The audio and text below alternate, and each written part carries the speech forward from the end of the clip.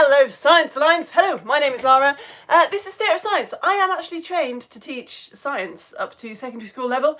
That was my job until I just started live streaming lessons for home educators, but I've got a theatre degree. I'm actually the secretary of the York Shakespeare Project. It's kind of a big deal. So you've asked me to teach some Shakespeare. I'm loving it. I love Shakespeare. So we did an introduction to Shakespeare lesson last week, and this is our first Tempest lesson. So you don't need to have seen the previous lesson to see this one. We're going to talk about some of the themes in the play The Tempest. So I thought, let's warm up to themes very, very gently. So if you didn't notice this as you were waiting for the lesson to start, or if you're watching on catch up, I showed you this, frankly, immense cake that I made my child a couple of years ago now, because they wanted a birthday party with 3 themes. You've got Elsa, Michelangelo and Princess Celestia on the top, and you've got a blue layer and a sort of rainbow lollipop layer. There's some snowflakes up there, you've got a sewer at the bottom with some green slime, and I said, can you name the themes? Can you find 2 bits of the cake that go with each theme? Can you find anything that I put on that cake by accident? And if in 10 years time lolly means evil, what does that tell us about the middle layer? Right, we're now just going to completely forget about that for a few minutes and talk about Shakespeare and The Tempest. I'm going to put it in context, okay? I showed you this timeline last week, remember? There's a couple of important bits on here if we're going to talk about The Tempest. So while Shakespeare is alive and writing plays, Elizabeth I dies and King James comes onto the throne. And then a few years later, Shakespeare writes The Tempest, and then he dies only about 5 years after that. So The Tempest is one of his last plays. King James is pretty famous. Guy Fawkes tried to blow him up, but there was also Queen Anne of Denmark, who was married to King James. Queen Anne is brilliant. They both loved to party, and this is important. So Queen Anne, and particularly Queen Anne, actually, she was a massive fan of the arts. She really loved music and theatre, but between them they perfected the art of this thing called the masque, with a Q-U-E at the end. And masques were like kind of opera, theatre and dancing all in one. They always involved massive fancy costumes. They always had stories of mythical gods and goddesses. Words were sung, not spoken. There is a masque in The Tempest, so we will talk about that. Anne actually did sometimes perform in them herself. So we talked about last week how women weren't allowed on the stage. That was only in public. Here's Queen Anne saying, performing in my own house, can't get mad. What a legend. But yeah, it's sort of important to note that The Tempest was performed for James and Anne. So it's got, come up here with me, it's got more stage directions in it than any other Shakespeare play. We think possibly he was trying to get a bit more technical. He was getting inspired by the masques that they were loving. As far as we know, Shakespeare just completely made this one up. There was a shipwreck near Bermuda a couple of years before he wrote The Tempest. The Tempest means the storm. We'll talk about that later. But yeah, he might have been inspired by that news, but we think this was completely from his head. I thought, first of all, we'll just look at the very first scene and we'll look at how he paints the picture. Because actually, you might have heard of the Shakespeare's Globe, which is a recreation of the theatre that most of Shakespeare's plays were put on at in London. It's sort of almost like this circle. Here's the inside. The Tempest was actually probably not written to be put on at the Globe, to be put on in an indoor theatre, but they had something in common. You can see here, there's no set, right? There's a beautiful background, but this background wouldn't have changed. So Shakespeare's theatres, oh God, I'm so snotty. Let's chat. Okay, there's some tissue on the floor. There you go. He could do sort of special effects, like they had trapdoors where people could disappear, they had ropes that could pull people up to the ceiling, they had sort of fireworks that would go up the columns like this, but they didn't have any set at all. So I thought, first of all, let's have a look at how Shakespeare sets the scene. You ready? Let's watch The Tempest. Here we go. You ready for my amazing PowerPoint special effects? Act 1, Scene 1. So you're standing in the theatre. There's no set, there's nothing, there's probably nothing on the stage at all. What happens? Well, the script tells us that first of all there is a tempestuous noise of thunder and lightning. Did you get, if you did this activity with me last week, did you get that lightning is a fractal pattern? So that's why we did that activity as well. So a tempestuous noise of thunder and lightning. So straight away we're thinking darkness, we're thinking turmoil. Someone comes on the stage, so we know that there's a storm happening, but we have no idea who this person is, okay? And they say, their first line is, Bosun! It looks like boatswain. Now we pronounce it bosun. And somebody comes on the stage. So what do we know? What have we learned? Well, we've learned that this person is the bosun. And the bosun says, "Here, master, what cheer?" So we've learned that this person is the master. Excellent. Okay, well, if that's a bosun and that's a master, then we must be on a boat as well. Yay! And then the master says, "Good, speak to the mariners," that's the sailors. "Fall to it, Yarly, or we run ourselves aground. Bestir, bestir, like, hurry up, talk to the sailors, or we're going to drown in the sea." So we've only had 3 lines, and straight away, we really know where we are, right? We know that there's not only a storm going on, but we're on a ship, and the ship is in deep trouble. Splendid.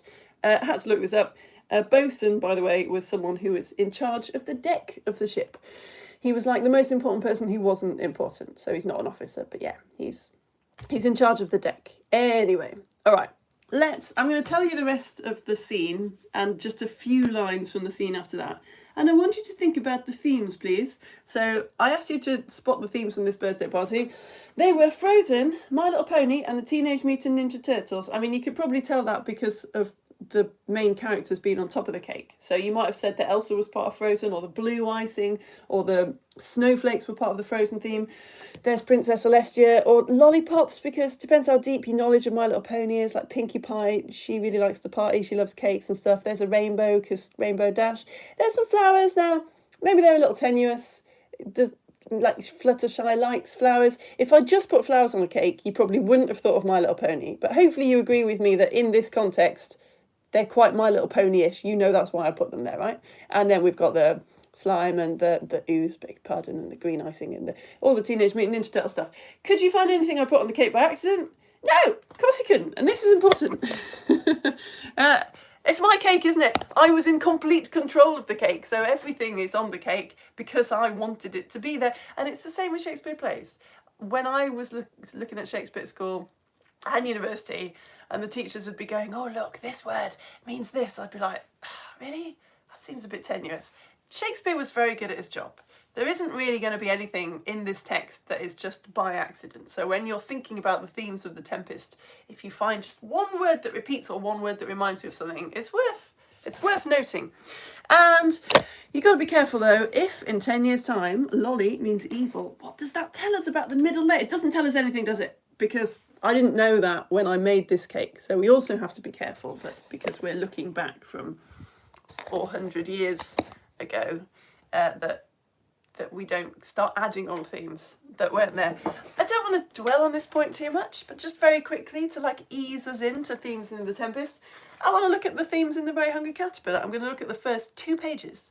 What are the themes of the Very Hungry Caterpillar book from the first 2 pages? Well, beautiful.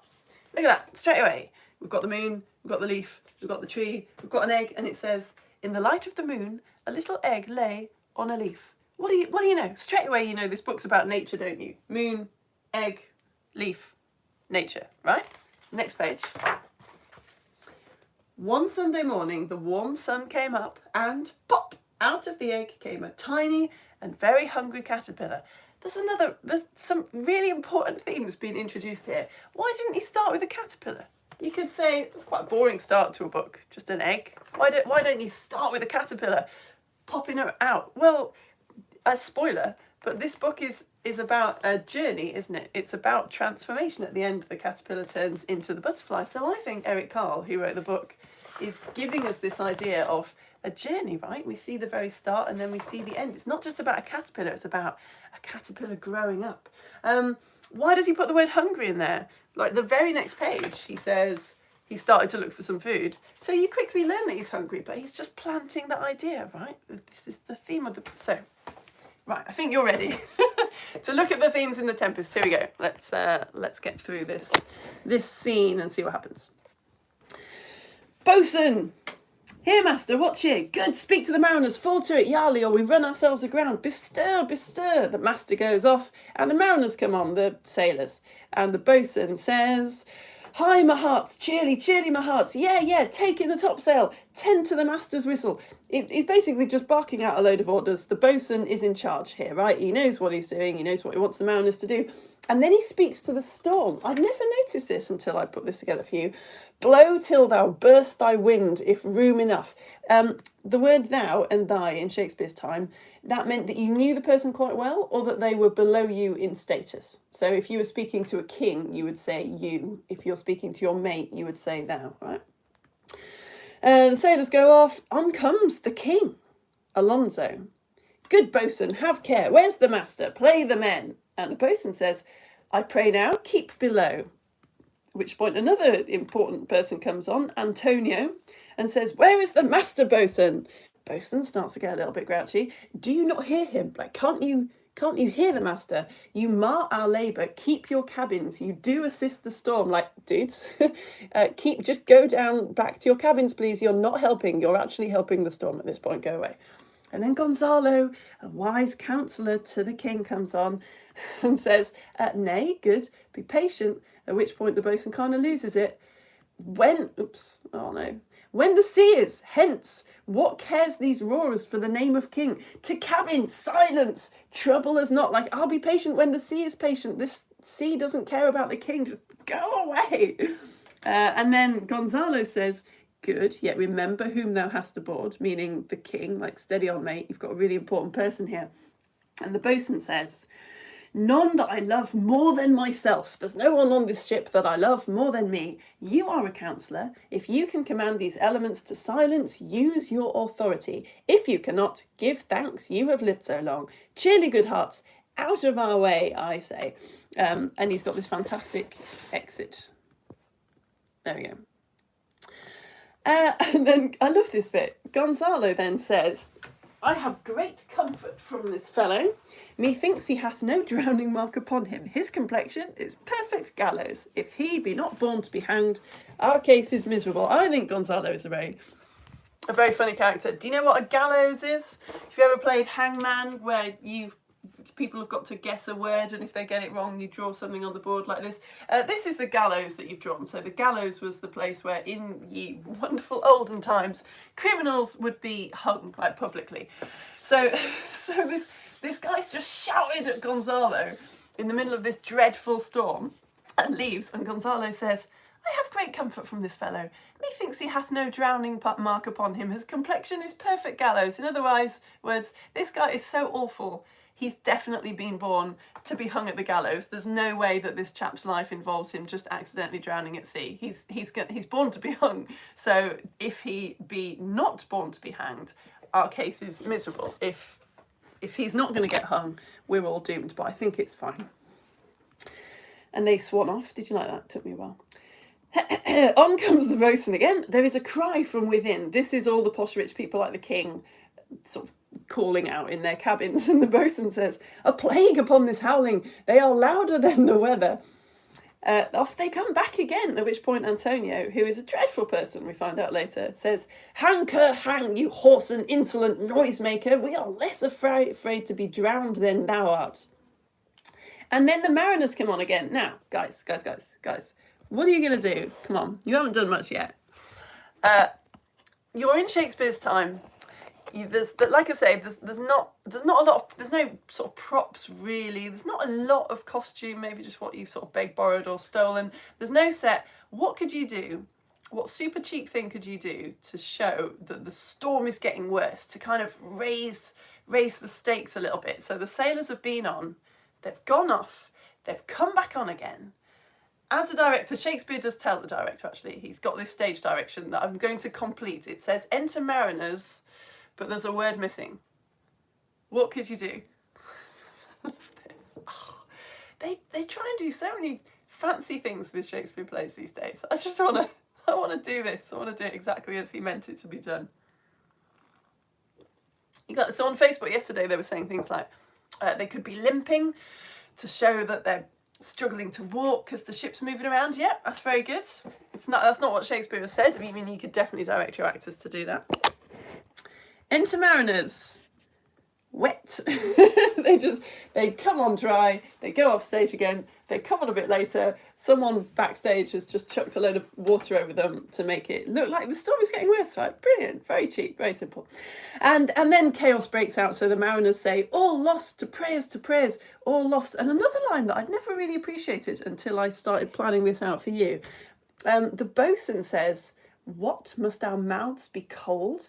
And it gives me the shivers, actually, this line now. What, must our mouths be cold? I think this is the bosun suddenly realising that he doesn't have control over the situation. He's been absolutely on top of his game, in charge, the adrenaline's been running, he's been doing his job, and this is the moment where we see this human thinking, oh my goodness, I'm about to die.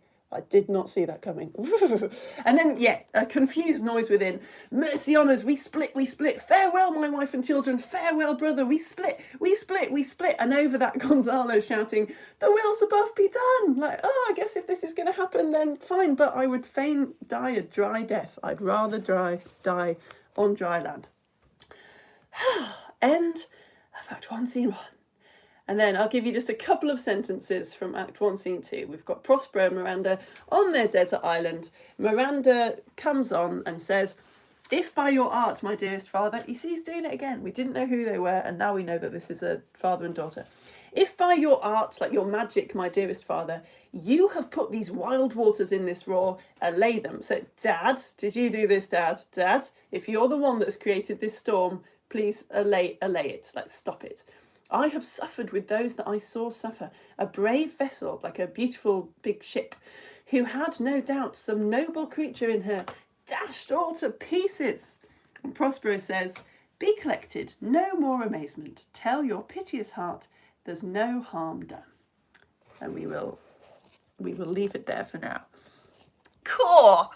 What a start! What a dramatic start, right? Should we get started on our activity, and then I'll give you some of the quotes that I pulled out and get you thinking about the themes of that play, okay? So can you please, you need to just cut out a piece of paper. It'd be better if it was scrap, actually. I'm gonna have to use pristine. Can you cut out a piece of paper that is pretty much the size of a postcard, but a little bit thinner? So if this is A4, it's my head for scale. Just a piece of paper which is a little bit thinner than a postcard. It can be quite rough, this. We're going to make something that makes a terrible noise. And it's so simple. We've done it a couple of times. If you saw my giraffe logo show, we did it there. Cut out a piece of paper, please, that is just a little bit thinner than a postcard. You got that? Okay, so this next bit is like one of my favourite bits in the Tempest. It's ridiculous. While you're cutting out your little thin postcard, just the very next bit of the scene is Prospero says, no, like don't worry, I haven't done anything wrong. I've not harmed anyone, no harm. I have done nothing but in care of thee, my dear one, thee, my daughter, and then I've cut a bit, who doesn't know where she came from or who I am, except that I'm your dad. And Miranda says, well, more to know, did never meddle with my thoughts. And Prospero says, 'tis time I should inform thee, father. Lend thy hand and pluck my magic garment from me. So he takes his magical cloak off, and thus begins the story of how Prospero tells Miranda that 12 years ago, his brother Antonio, who we've met, the mean Antonio on the ship, is Prospero's brother. Prospero was the Duke of Milan, and his evil brother kicked him off and ordered that he be put in a ship and sent out to sea. Miranda was I think 3 years old at the time. So Antonio, Prospero's evil brother, puts Prospero and Miranda in a boat, sends them out to sea where they're supposed to die, right? So Antonio can take over. But Prospero has this mate called Gonzalo, who we've also met, the nice old guy. And when Gonzalo has to push them out to sea in this boat, but he gives them some fresh water and some food. He gives Prospero his magic books and stuff. So they don't die at sea. They end up on this island. But I just love the fact that was 12 years ago. And Miranda's more to know, did never meddle with my thoughts. well, it's just never occurred to me why it's just you and me and we're the only human beings on this island, and I'm growing up entirely devoid of human company apart from my dad. But it's useful, obviously. It's very useful to us. Okay, if you've got this postcard type thing, can you fold it in half now, please? Because if she knew already, then how would the audience find out? So it's good that we find out at the same time as she finds out. Okay, so you folded in half your little postcard type thing. Let's leave it there, and I'm going to move on to you thinking about the themes of the play, please. Here we go. So I've plucked out a few lines that I think you have some stuff in common. People were struggling with this actually yesterday, so I'm glad that we built up to it slowly. I think that, I mean, obviously there's loads of themes that I probably haven't got here that you might think of yourself, which is fabulous. This is a great thing about English. There's no wrong or right answers. We can just say what we like. But yeah, have a read through of these and think of what are some of the themes that are already popping up in the Tempest. It's easier for me because I know the Tempest. It's harder if you don't know the Tempest, but I've pulled out these. What cares these roarers for the name of the king? Name of king. So the roarers are kind of the big waves crashing against the ship. What cares these roarers for the name of king? That's what the boatswain says. Keep to your cabins, you do assist the storm. That's the boatswain talking to the king. The king. The will's above be done, says Gonzalo. If you can command these elements to silence, use your authority. If you cannot, give thanks you have lived so long. That's the boatswain. A brave vessel who had no doubt some noble creature in her. That's Miranda. Be collected, no more amazement, says Prospero to Miranda. His complexion is perfect, Gallows. That's what Gonzalo says about the boatswain. And if by your art, my dearest father, you have put these wild waters in this roar, allay them, says Miranda to Prospero. So have a look at those. I think there's a couple of themes cropping up there. Some of those lines have got something in common. You do that and I'll go and blow my nose.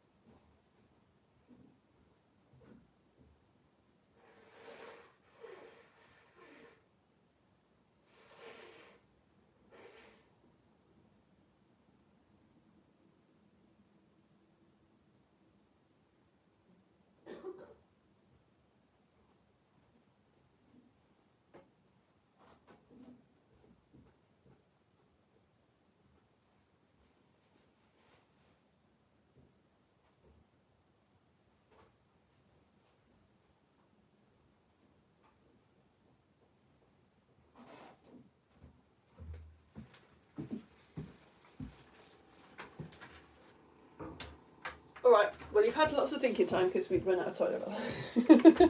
What are you thinking? So, on Facebook, the last couple of times I've taught this lesson this week, I was getting things like, someone said royalty, and I thought, yeah, that's good. But I think that's a bit specific. I think you can pull out from royalty and make it a little bit vaguer. People were saying the storm, like water. Yeah, that's good. I think you can also be a little bit vaguer, maybe even than that as well. Shall I tell you what like I say, there's no wrong answers at all, as long as it relates to the words that you're seeing in front of you. I'll show you what I thought, because I hadn't seen the play for a while, and then I saw it the other day actually with my home educating child and thought, oh wow, he really puts his Princess Celestia on top of the cake. Power and control, I think, is a big one. We've got the boatswain. What a shocking line, that the waves don't care about the king. So the waves, the big waves, have more control than the king. Nature doesn't care about whether a human is a king or not. Keep your cabins, you do assist the storm.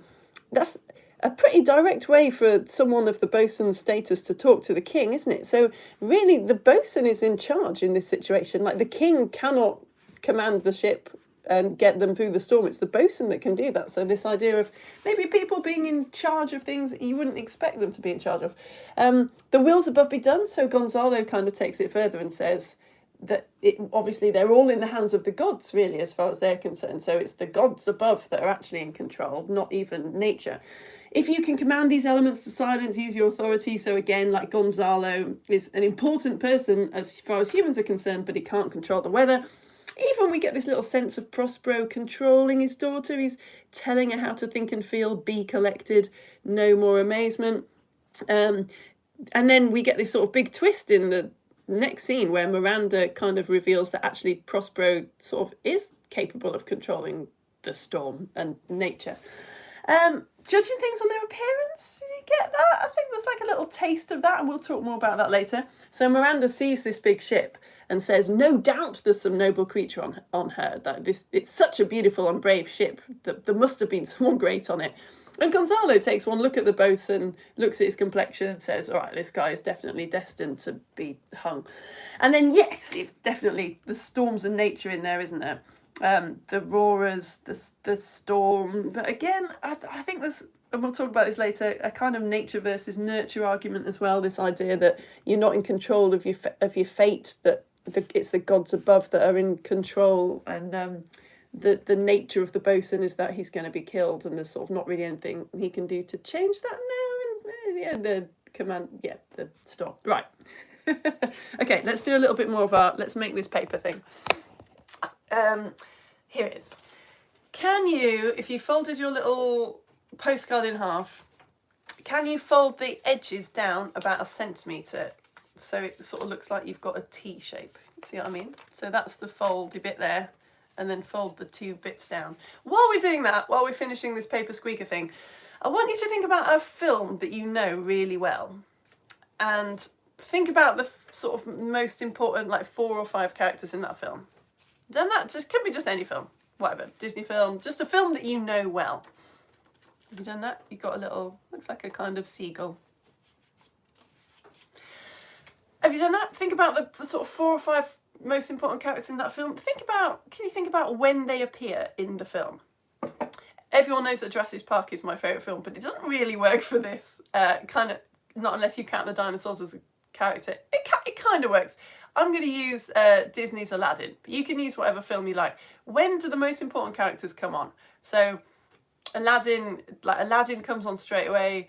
Princess Jasmine, I think, comes on a little bit later. But the genie, who's a massive character, comes in quite a bit later still. And the magic carpet comes in a bit later. So I think in most films, in most stories, you've got this moment a little bit later on in the film where some kind of big new important character comes in. Just kind of wake people up a bit. They were talking about Harry Potter on the Facebook version. And I was like, yeah, that's perfect, isn't it?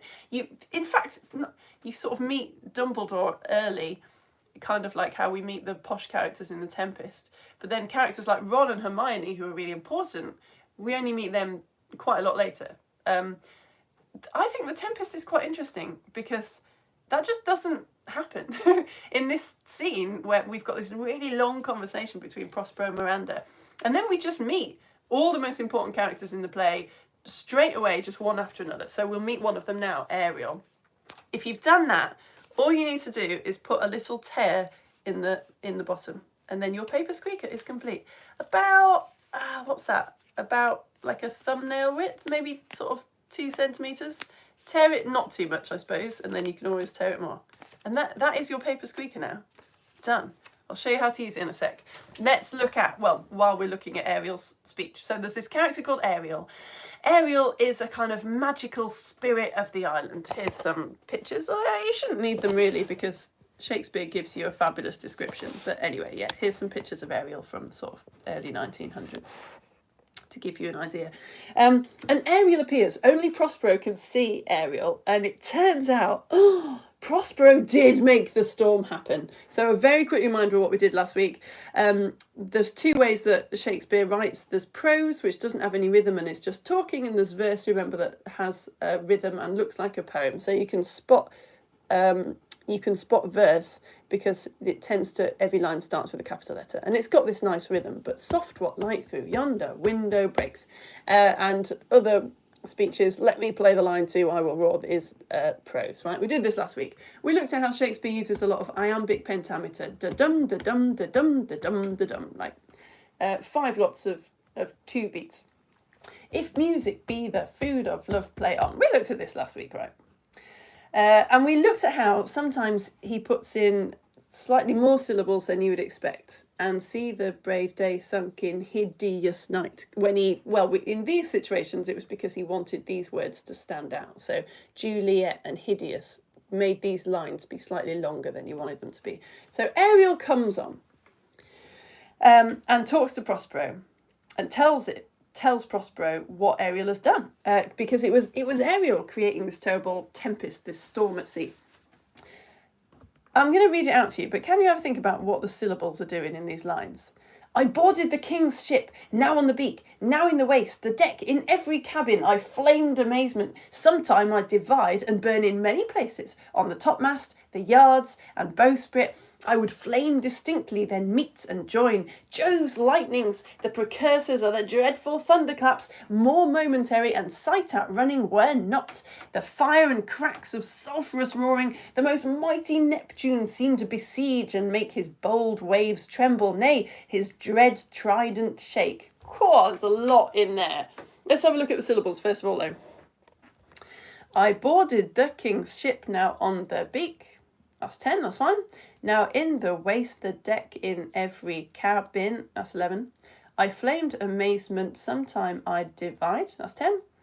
And burn in many places on the top mast. That's 11. The yards and bowsprit would I flame distinctly. There's a lot of 11s in here. Why? Why are there so many 11s? Well, I think one of the reasons is I think Ariel's speaking really quickly. I think the actor is getting a clue that Ariel's almost kind of tripping them over themselves to report all this fantastic work that they've done. And let's face it is really, really fantastic work. I love this idea of them splitting in half and burning in many places. It's a great extra visual, isn't it, of what has just happened. So now we know that the ship was on fire. We can even smell it. We've got this fantastic phrase, sulphurous roaring. So sulphur, when it burns, can give off the smell of, like, if you ever smelt rotten eggs, that kind of smell is sulphur. Sulphurous roaring, so the god Neptune, even the god Neptune, his waves were trembling and his trident was shaking. I had to read this bit a few times to get the meaning of this. Jove's lightnings, that's just lightning. The precursors of the dreadful thunderclaps. That's actually quite good science, isn't it? So precursor means before. So lightning, the precursor of the dreadful thunderclap. So lightning does come before thunder because light travels faster than sound. So you see the lightning before you hear the thunder. More momentary and sight outrunning were not. What a brilliant way of saying fast. Sight outrunning. So lightning is very sight outrunning. Lightning can run out of sight very quickly. But Ariel is saying, well, it's only as fast as me. So lightning, momentary and sight outrunning were not. Ariel was as good at running out of sight as lightning is. Please, let's all try and use this in a sentence this week. If ever you want to say fast, say sight outrunning instead. See how it goes down. Okay, we'll move on because I want to use this squeaker. But yeah, just fire and cracks. We've got a lot of beautiful sound effects in here. So Prospero says, my brave spirit, who was so firm, so constant that this coil would not infect his reason? Like, was there anyone there who was so firm that they didn't get affected by this terrible situation? And Ariel says, not a soul, but felt a fever of the mad and played some tricks of desperation. So everyone sort of felt like they were going to die and started acting desperately. All but the mariners, the sailors, plunged into the foaming brine and quit the vessel. So everyone jumped into the sea. Then all afire with me. That's the ship is being on fire. Ariel is being the fire. The king's son Ferdinand, so this is Alonso, who we met the king. His son was also on the ship. The king's son Ferdinand, with hair upstaring, then like reeds, not hair, was the first man that leapt, cried, hell is empty, and all the devils are here. So again, we've got this brilliant description of loads of sound effects. Can you get your paper squeaker? How you work it is, you put your fingers behind those little bits of paper that you folded over like that. And you just blow into it. And you should get quite a reedy noise if it works. There you go. You're welcome, adults in the room.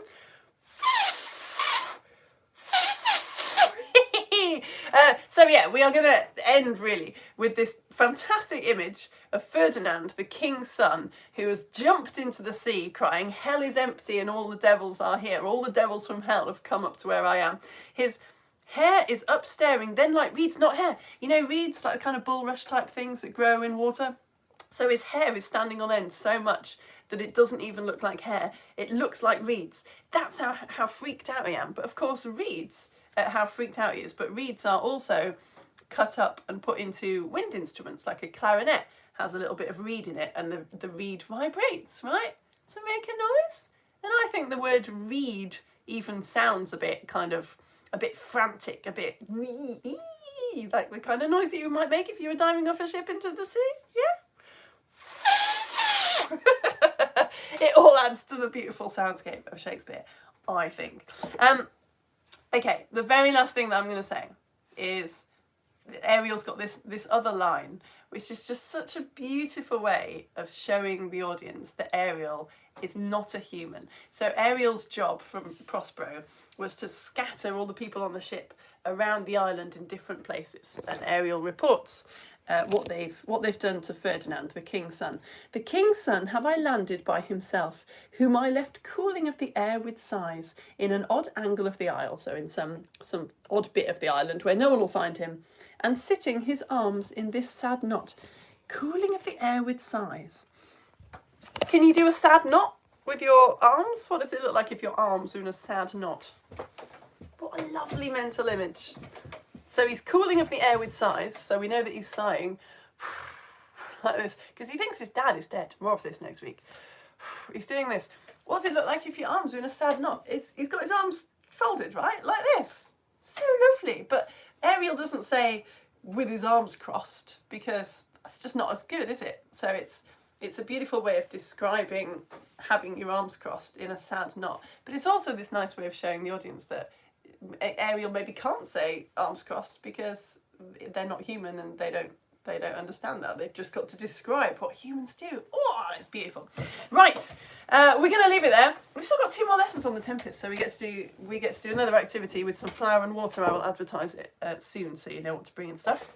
Next week, yes, that is the end of the lesson. So this one was on YouTube and there weren't any comments, so I'm going to go to my Facebook page and see if any of you have left me any comments.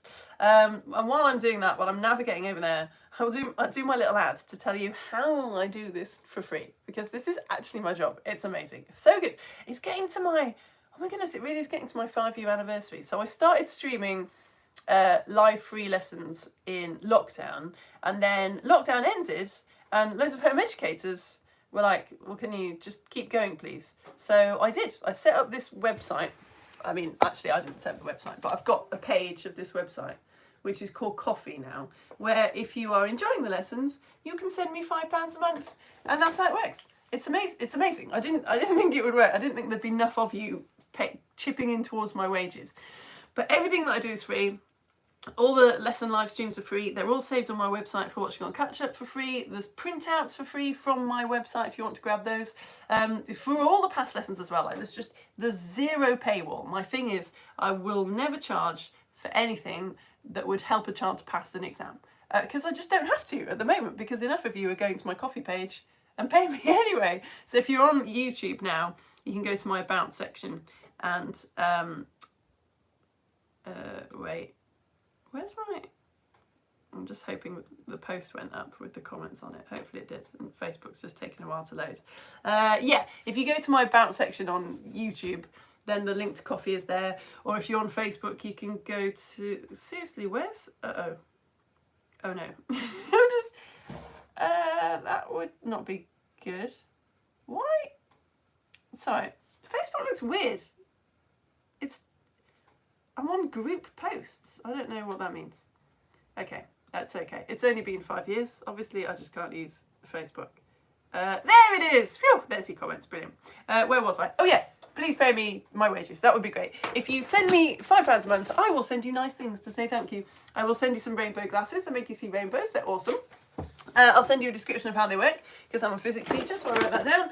And I will send you a past copy of Theatre of Science magazine. So Theatre of Science magazine is, I think, the finest and least reliable science publication available for children. I just spent ages writing it. The next one is coming out soon. The comic is finished. It's getting there. We've started to like put it all together on the screen, and I've just got a couple more bits to write and tweak. So I'll keep you posted. But it's on spies this time, so it's going to come with a little cube of very good quality sealing wax that you can melt in a spoon and then make your own little seal. But yeah, if you sign up to support me, you'll be on the list to get that when it comes out. But you will also get Past magazine to keep you going.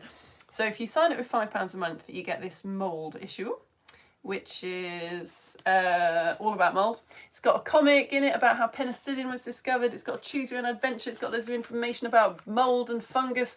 It's got a little tray at the back. It comes with a home compostable plastic bag so you can grow some mould, look at the different colours, identify your mould. And if you sign up with £6 a month, you can sign up with £20 million a month if you like. But if you sign up with £6 a month, I will send you the back issue, which is about sleep as well. So again, it's got a choose your own adventure and a comic and a koala origami and jigsaw, and it comes with some organic lavender so that you can, and a bit of fabric so you can do some sewing. I'm very proud of Theatre Science magazine. I'm not proud of how long it takes me to make. I'm very sorry if you are signed up. I definitely feel like you're very good. You know that the £5 a month is really paying my wages for the planning and the teaching, mainly the planning of these lessons. But yeah, I do. I love sending you Theatre Science magazine. I love sending you actual physical stuff because it kind of makes you real, you know, like being able to actually sort of put people's names and addresses on envelopes is a really nice feeling. Hello, Lara and Finley. Is it even possible to digest all that sugar on the cake? I don't know. Thank you so much, Lara. Emma, we're still... Oh, I see, that was sarcasm. Oh, I see. I thought you were saying thank you so much, but you weren't. We've just got a nice picture here of, is that Bella? Yeah, blowing the squeaker. Right, I don't feel like I've made the most of my squeaker. Oh, it's so bad. Joe, I did make it. Yeah, I was very proud of that cake. I put that cake on Facebook and it got more likes than like any of my lessons. It's like, let's just post pictures of amateur cakes for a living. But thanks, Joe. Hello, Mark and Talitha and Simon. Oh, you got your Past magazines and rainbow glasses. Hooray! This week. Oh, that's so good. Oh, thank you so much for signing up. They are awesome. Oh, that's really lovely. Oh, thanks you lot. That's really sweet. Hello, Lyra. We have a guinea pig called Ariel. No way. Oh, that's amazing. Oh, that's really cute. Oh, hello, Orla and Anya. All right, Orla and Anya. Hello. I don't know why your names are hard to say together. Orla. That's very good for me. Orla and Anya. Orla and Anya. Orla and Anya. That's really good. That's really getting my mouth going. Orla and Anya. Anya and Orla. Anya and Orla. Anya and Orla? Orla and Anya. What do you reckon? Anya and Orla. Orla and Anya. I like it both ways. Great names. All right, anyway, sorry. Hello. Hello. Nice to see you. Not see you, that's creepy, but you know what I mean. Hello from Bella. I went to Bournemouth yesterday to go to the aquarium. Capital letters. I saw sharks. More capital letters. Also made a fish friend in picture. Is that... Oh, that's such a good picture. Oh my goodness. I thought you were in a museum and that was a stuffed fish. Let's have a look at Bella with this fish. That, wow, what is that?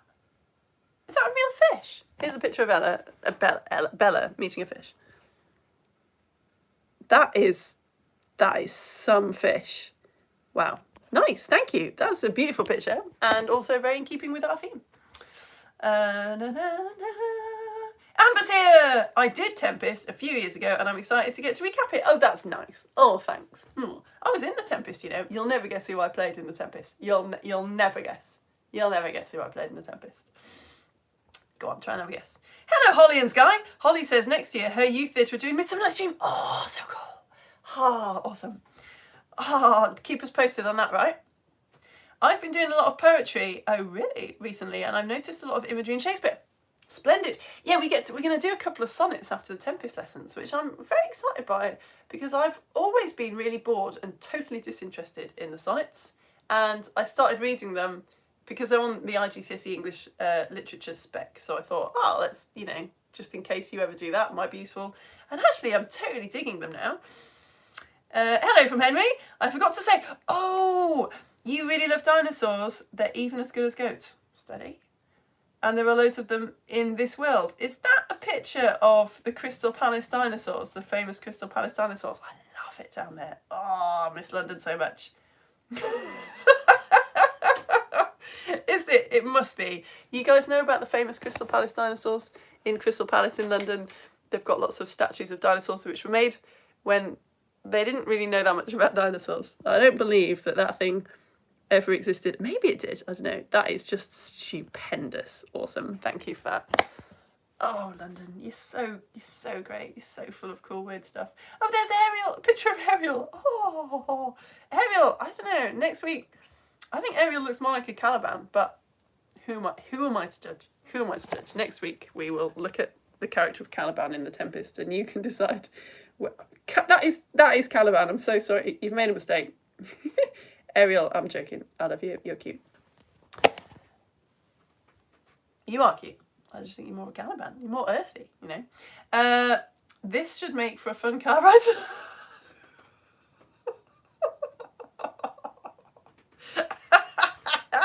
Should I turn the sound up? Is this a video with the sound?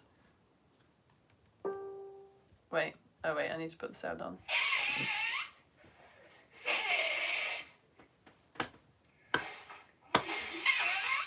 I won't show you pictures just in case you don't want me to. Someone's going to Legoland today.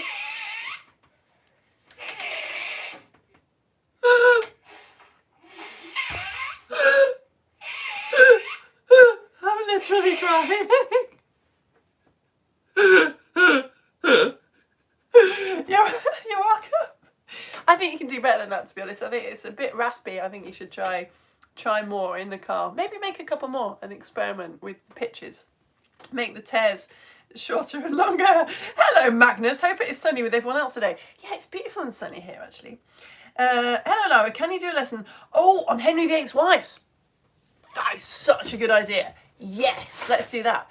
Oh, should we just do some lessons on the Tudors? Is that all right? Am I getting ideas above my station? I do love history. I really love history, but I'm not a history teacher. I'm writing Tudors. I guess I'll write Henry VIII's wives on the board. Oh, that would be really good, though. I'd love to teach the Tudors. Holy smokes. They're my favourite period. War of the Roses and all that. Oh.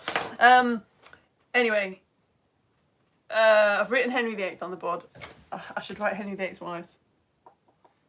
Because they always get called Henry VIII's wives, don't they? And they had brilliant backstories. Yeah, it's a great idea. You mean for like a Lego story show? Yeah, we should. You're right. That's a really good one. Hello, Jancy. Oh, hello, Lily. I love the lesson today. Oh, you love Shakespeare. Oh, that's nice. Great. Jay and Daisy and Daniel are here. I just call them Jancy now. It's just their cool band name. Hello, Laurie. Hello, you. Saw you up there. Hello, Matilda. Matilda always tells me that they're in Birmingham because I think they like hearing me embarrass myself by trying to do the accent. Birmingham. I'm from Birmingham. I don't know anyone. That's Liverpool, isn't it? I can sort of tell that's Liverpool. I don't know anyone from Birmingham at all. I've never met anyone from it. That was definitely. I love the Beatles. I can hear that. That's more Liverpool. Liverpool. Stop making me try and do accents. Liverpool is more like that, isn't it? No, I've gone Manchester. I'm just going to stop. I watched The Tempest on CBBC. Oh, did you? I have not seen that one. It was really good. Now, The Tempest is being done by the Royal Shakespeare Company. I don't know if you've seen. Some of you have seen it already. This First Encounters. It's a special show by the Royal Shakespeare Company, designed for people seeing Shakespeare for the first time. So, like, to introduce children to Shakespeare.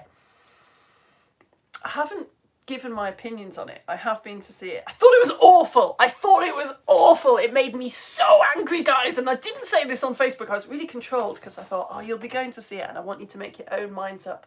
I don't want to. It made me so mad.